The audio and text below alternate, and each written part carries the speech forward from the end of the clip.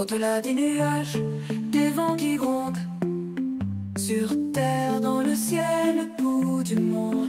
Info qui tourne et qui résonne. Le Doc News capte chaque onde. Les nuages dansent le bas. Salut à toutes et à toutes, c'est le Doc News pour de la news, j'espère que vous allez bien. On est parti pour un petit sujet de vidéo que j'ai voulu faire sur la chaîne. Pour ceux qui ne connaîtraient pas la prison de Centro de Confinamento del Terroristo, en gros le CESOT. En Argentine, l'Argentine a décidé d'appliquer la méthode de Burkess pour les gangs terroristes et délinquants. Pour avoir rappel, il a été construit des prisons énormes et le taux de criminalité est quasi nul après avoir été le pire pays d'Amérique latine. Et oui, comme on va le voir, c'est vrai que ce pays était un petit peu en taux d'exclusivité de tout ce qui était... Voici ce qui est présenté comme la plus grande prison d'Amérique par le président du Salvador. Appelé centre de confinement. Comme on voit, la prison est tellement énorme, on va détailler un peu comment fonctionne la prison juste après avec des images satellites de la prison. Autant vous dire, ça va filer droit, même très très droit.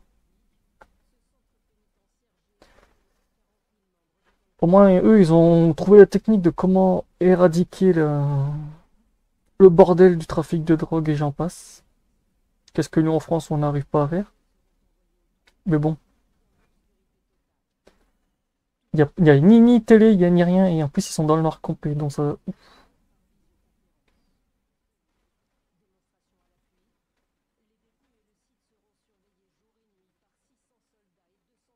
Là, vous allez faire l'intervention et tout pour en cas de conflit dans les prisons. Ça doit en faire du monde, parce que quand j'ai vu dans les archives, 45 000 prisonniers peuvent être mis dedans, autant vous dire, on peut vite nettoyer les gangsters et tout. Il y a de quoi faire.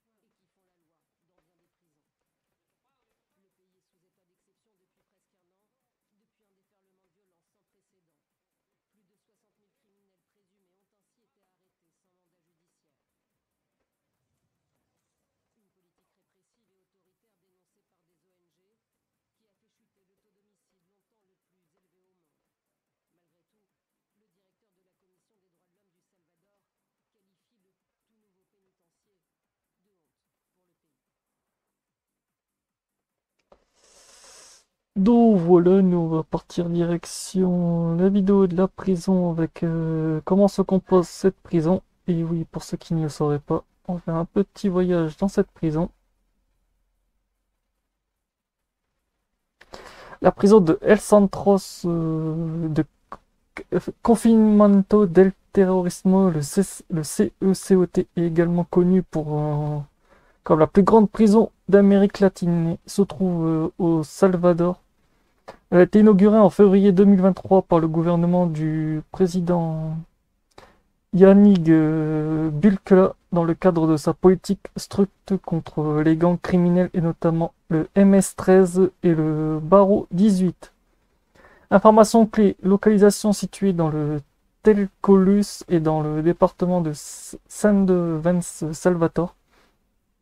Superficie environ de 160 000 presque 170 hectares sur 22 hectares sont dédiés directement aux installations carcérales. Capacité de la prison a été conçue pour accueillir environ 40 000 détenus, ce qui en fait l'une des plus grandes au monde. Population actuelle 2024, environ 12 000 à 20 000 détenus sont déjà incarcérés. Selon les sources récentes, infrastructure, le 8 bâtiments carcérales, chacun contenant 32 cellules. Chaque cellule mesure environ 100 mètres carrés et peut contenir plus de 100 détenus. Installations modernes et de sécurité, système de surveillance avancé, murs renforts et zones spécifiques destinées à empêcher toute évasion. Contexte, cette prison a été construite dans le cadre de l'état d'exception instauré depuis mars 2022 pour lutter contre la violence des gangs. Des milliers de personnes ont été arrêtées dans le cadre de ce programme, souvent procès préalable, ce qui a suscité des critiques des organisations de défense des droits humains. Eh ben ça, fallait s'y attendre. Fonctionnement de la prison COT. Prison de COT a été conçue comme une installation de haute sécurité destination à maintenir le contrôle rigoureux sur les détenus, principalement des membres de gang. Voici les détails de son fonctionnement. 1. Sécurité renforcée, surveillance constante. Plus de 600 agents de sécurité, plus de 250 militaires travaillent à la prison utilisant des caméras thermiques et des drones et des tours de surveillance pour éviter que toute évasion, murs imposants, les murs entourent la prison, mesurent plus de 11 mètres de haut et sont équipés de fils barbelés électrifiés. Ah ouais, oh la vache. Isolant complexe. Les détenus sont totalement isolés du monde extérieur, comme les télécommunications avec l'extérieur notamment. Téléphone ou Internet sont bloqués grâce à des dispositifs anti-signal. 2. Conditions pour les détenus. La surpopulation potentielle de chaque cellule peut accueillir jusqu'à 100 prisonniers, ce qui dépasse largement les normes internationales. Les cellules sont équipées uniquement de lits superposés en métal et de toilettes rudimentaires. Absence de loisirs. Aucune zone de loisirs ou programme éducatif n'est prévu. Pour les détenus, les installations sont conçues pour punir et non réhabiliter. L'alimentation et soins. Les repas sont distribués selon le régime strict et l'accès aux soins médicaux est limité. 3. Gestion stricte. Les détenus n'ont pas de contact avec leur famille ni de possibilité de correspondance. Les visites externes sont rares et sous une surveillance totale, généralement réservée aux inspections officielles. Que se passe-t-il dans le contexte géopolitique de cette prison?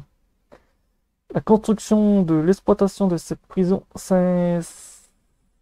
s'inscrivent dans une stratégie plus large du président Nayib Bukele, souvent appelée la guerre contre les gangs. La guerre contre les gangs, état d'exception depuis mars 2022.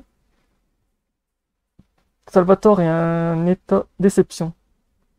Permet des arrestations sans mandat et une détention préventive prolongée de plus de 70 000 personnes ont été arrêtées dans ce cadre. Objectif, éradiquer la violence des gangs comme le MB13 et le Barreau 18, responsable d'un taux d'homicide parmi les plus élevés au monde avant 2022.